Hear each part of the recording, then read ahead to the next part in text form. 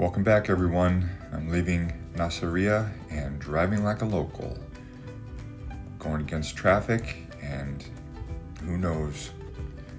Again, leaving Nasiriyah and headed to Kuwait City. Thank you to everyone who has contributed to this venture. Really appreciate you. Super helpful. And for the multiples, God bless you. And please remember to give this a thumbs up and subscribe if you haven't already. And here are some typical Iraqi traffic interactions. Hello. I'm from America. I wear earplugs and the helmet, and with the noise of the motorcycle and the traffic, it's really hard to hear. Hello. Good morning. I'm from America. What's your name? My name is Rick. Where are you?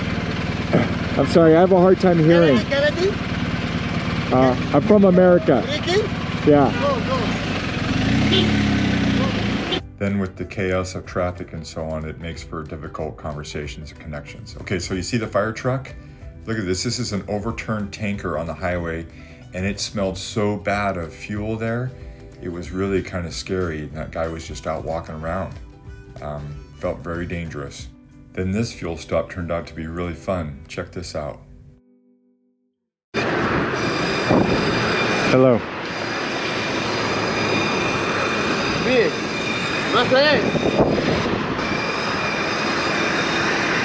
Mexico, Czech Republic, Alaska, Canada, Colorado, where I'm from, Palestine, Turkey. I didn't go to Palestine. لا راح للدول رايح هاي دولة وهاي دولة وهاي دولة كيف رايح صورنا صورة هنا أنا محمد لا Then I needed to use the restroom, and I really wanted to find a sticker of the Iraqi flag. And although I didn't find a flag, I made a million friends while I was looking. I didn't get pictures or video with everyone that I met there, but with several of them. And people were just coming out of the woodwork, coming around everywhere and wanting photos and asking me questions. And it was so much fun. Look at all these guys. They were great. And they gave me this box of donuts. Really nice. And retrospectively, I should have shared it with them. I feel like that was a missed opportunity. Then over the course of many miles, there were all of these vehicles on the side of the road that were obviously in bad shape. And I was wondering days later if they were from the war. I don't know anything about them, but there were several, and it was kind of wild. If anybody knows, please let me know. I would love to figure that out.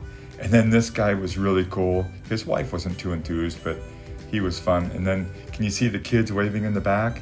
They were just a riot, and we waved back and forth for a long time, and the dad would pass me occasionally and felt like he was encouraging the interactions. It was really great.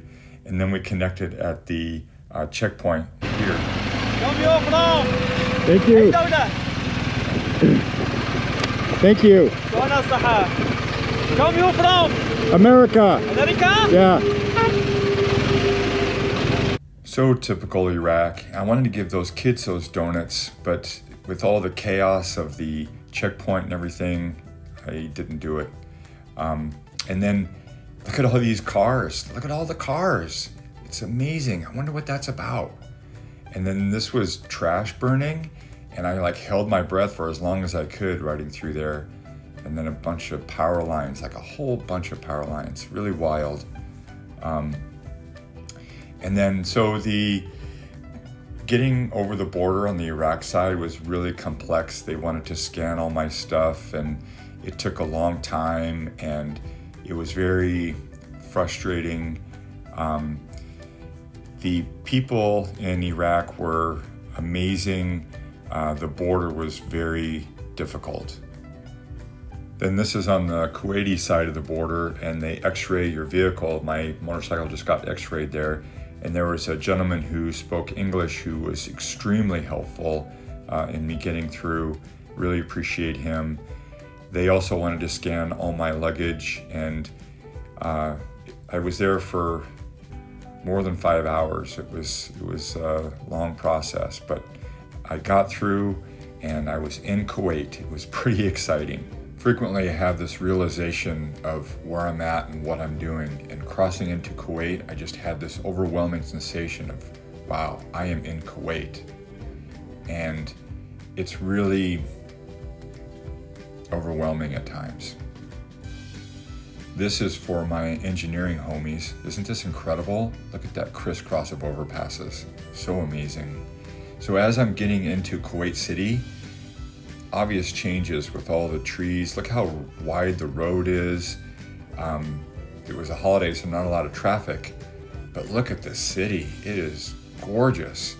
And again, because of the holiday, there weren't a lot of people around, but this was like stepping into Oz. The people in Iraq were just wonderful, so kind and generous, really energetic and friendly. But the surroundings were pretty tough. Kuwait City was so beautiful and just like stunning. I was literally stunned. And like I said, I felt like I was stepping into Oz. It was such a sharp contrast from Iraq. And again, the people of Iraq were just amazing, wonderful people. Look at that shot. But Kuwait City is absolutely stunning. And here's me getting off the bike and just kind of like taking a moment. It was such a shock to my system to see this beautiful city.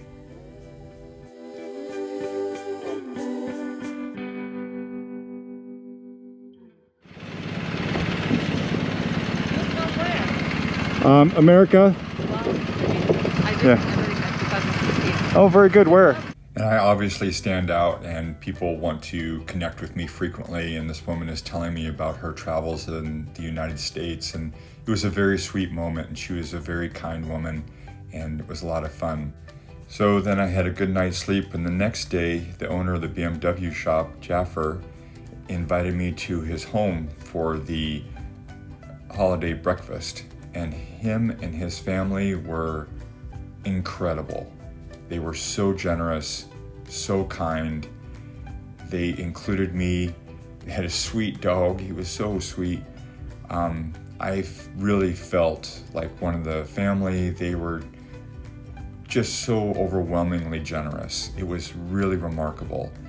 And then Jafar took me all over Kuwait City. He drove me everywhere, and he's lived there his whole life, so he's telling me about everything about the city. It was incredible to get this private tour from such a kind man.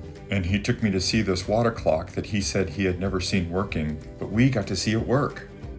I don't understand 100% how it works, but that mechanism pumps water up to the top there, and then it comes down and it records the minutes on the left-hand side in those smaller globes, and then the hour on the right-hand side in those larger globes.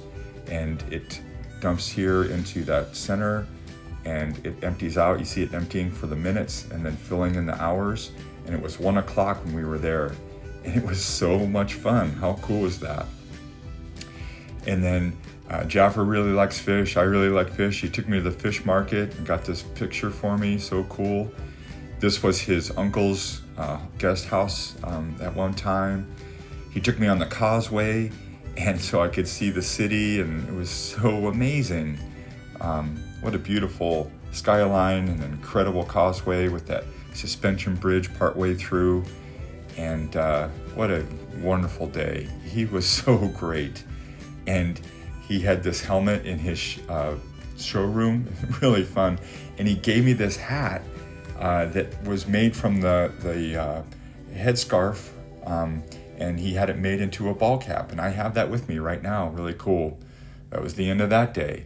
And then the next day, Rick, and I'm from the United States, and I'm traveling around the world. I came through Europe, Turkey, Iraq, and now I'm here in Kuwait.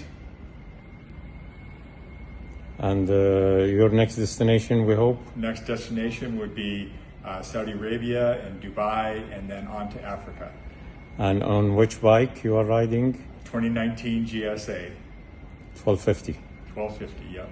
Welcome to Kuwait. Thank you so much. Jafar's shop did the maintenance on my motorcycle, and They just did an incredible job, and the shop manager is the one who did that interview, and I think they're going to put it on their Instagram page.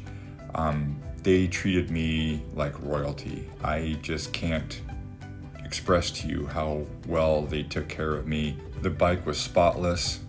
I don't think it was that clean even off the factory floor.